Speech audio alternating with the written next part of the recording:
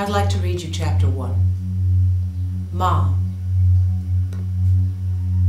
2005 was a very good year for very bad things.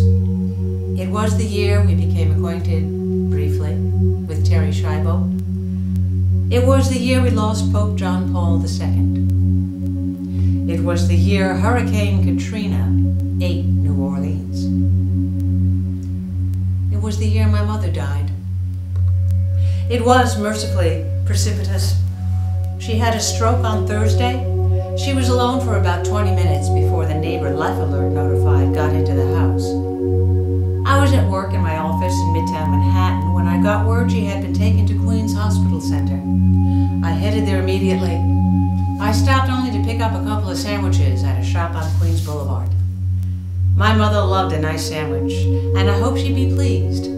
When I got there, she was on a gurney in the emergency room. She was conscious, but barely, and she was trying to speak, but the consonants weren't there. She was weakly waving her hand, and I told her it was okay. I was here now, and I wasn't going to leave. There were attendants with her, and a very serious but sympathetic doctor asked if he could speak with me.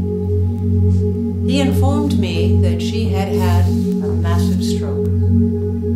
He told me, slowly and carefully, that a surgical intervention was possible, but that it had about an 80% success rate, and that was based on a 40-year-old patient. If successful, it would require 6 months of recovery. He was kind enough to repeat everything he told me on the phone when I called my sister to tell her. She lived in the city on the Upper West Side. He recommended, if we chose this option, moving her immediately to Long Island Jewish, where they had a superior cranial surgery department. He also told me quite pointedly that I did not have a lot of time to make a decision. Minutes, or it would be too late. They were shaving her head now, in case I opted for the surgery. Your head does funny things in crisis. Mine figured I wouldn't be needing the sandwiches. My heart stopped and my mind spun. My mom was 88 years old. The only thing she had ever wanted was to be a housewife, mother, and grandmother. In fact, she had difficulty imagining why any woman would want to do anything else, which was a source of contention between us for a long time. She lost my dad when she was 54, my sister was 21, and I was 16. She had no grandchildren. She was the youngest of 5, and her brothers and sisters were gone. Her friends from the old neighborhood were almost all gone. Over the last few years, she had been preparing for this. My sister was for doing whatever it took. I was for letting her go. As most of us would, my mother prized her independence. She had a current DNR and had made it very clear to me that she did not want to linger. The last thing my mother would have wanted was to spend her last 6 months in a hospital bed, intubated, with my sister and me visiting once a week. So I gave away the sandwiches and I let her go.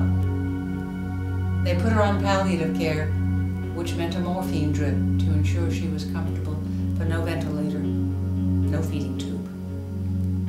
She spent 2 more days in the hospital in a coma. The last thing I said to her was, "You did a great job, Mom, and we love you." I think it got through. I was at home in bed with my cat, Goodwife Cozy, sleeping next to me. Suddenly, in the middle of the night, Goody jumped up and meowed urgently, poking at me with her paw. I woke up and said, "What is it, Goody?